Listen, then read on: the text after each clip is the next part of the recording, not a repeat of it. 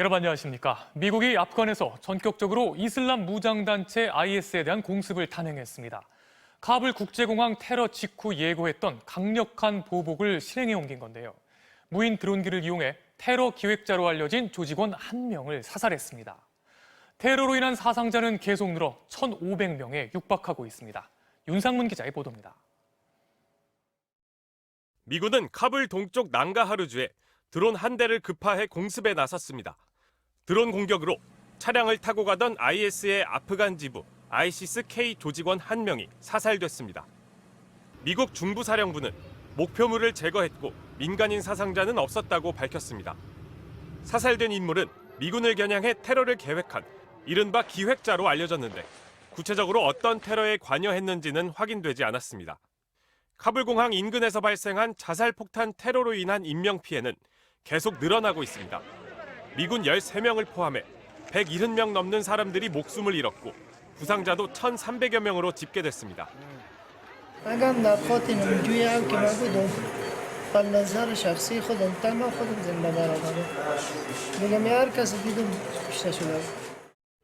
미 국방부는 당초 2차례로 알려졌던 카불 자살폭탄 테러는 한 차례만 발생한 것으로 조사됐다고 밝혔습니다. 테러 발생 이후 공항 경비는 강화됐습니다. 공항 외부 경비를 맡고 있는 탈레반은 공항 500m 바깥까지 트럭 등을 이용해 장애물을 설치했고 미군 역시 공항 입구를 일부 폐쇄했습니다. 미국인들을 귀국시키기 위한 막바지 대피 작전이 이어지는 가운데 영국과 프랑스 등 유럽 주요 국가들은 추가 테러 가능성이 커지자 대피 작전을 중단했습니다. MBC 뉴스 윤상문입니다. 미국은 바이든 대통령이 어제 끝까지 대가를 치르게 하겠다고 공언한 대로 즉각 행동에 나섰습니다. 테러를 용납하지 않겠다는 단호한 태도를 보인 건데요. 추가 테러 우려까지 제기돼서 미국이 긴장하고 있습니다. 워싱턴 특파원 연결합니다. 김수진 특파원, 바이든 대통령이 보복을 천명한 게 불과 하루 전이었어요. 그런데 바로 실행에 들어갔군요.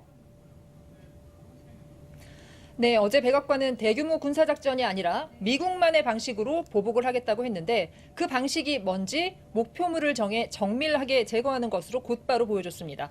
테러를 저지른 자들을 지구상에 살려두지 않겠다는 강력한 의지를 오늘 다시 한번 밝혔는데요. 직접 들어보시죠.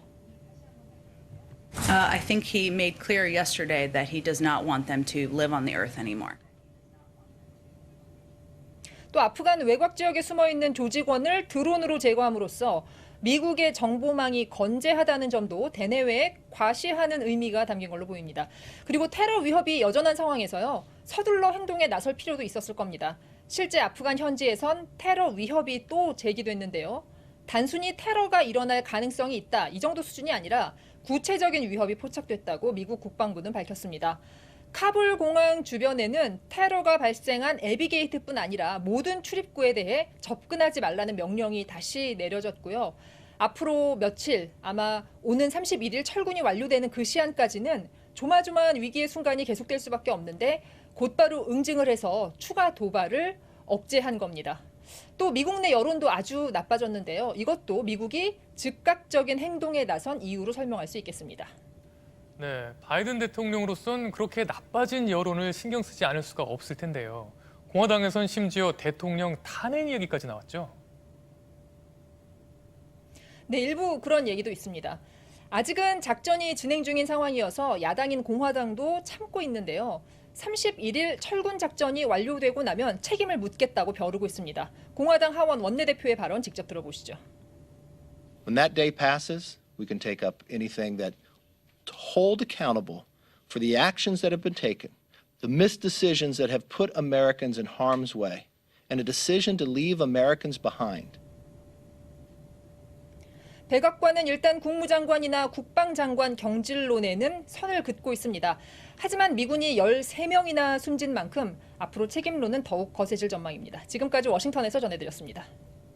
시진핑 중국 국가주석이 최근 다 함께 잘 산다는 뜻의 공동부유를 국가 목표로 내세우고 나섰습니다. 누구든 먼저 잘 살면 된다던 기존 정책을 수정한 겁니다. 빈부격차의 확대는 세계적인 고민이지만 중국은 그 정도가 심해서 체제가 위험할 정도라고 하는데요. 어느 정도기에 그런 건지 베이징에서 이혜인 특파원이 취재했습니다. 베이징 중심가의 한 백화점. 건물 전체가 에르메스, 샤넬 등 명품 매장들로 채워져 있습니다. 코로나에도 불구하고 지난해 중국의 명품 소비 규모는 63조 원에 달했습니다. 그런데 월스트리트 저널은 이 매출의 4분의 1을 만여 명에 불과한 중국의 슈퍼 리치가 소비하고 있다고 분석했습니다. 지난해 재산이 340억 원이 넘는 중국인은 7만 명, 5년 만에 4만 명이 늘었습니다. IT 기업의 성장으로 새로운 부자가 나오고 부동산 등 자산 가치가 상승한 결과입니다. 하지만 성장의 그늘도 짙어졌습니다. 지난 6월 상하이의 아파트 한 채에 39명이 모여 살다 적발된 건 빙산의 일가. 치솟는 집값을 감당 못해 건물 지하실에서 여러 명이 함께 사는 생지족이 수십만 명입니다.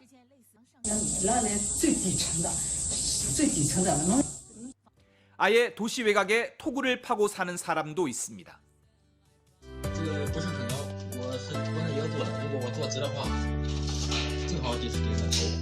14억 중국 인구 중 6억 명이 월 수입이 18만 원도 안 된다는 게 리커창 중국 총리의 고백입니다.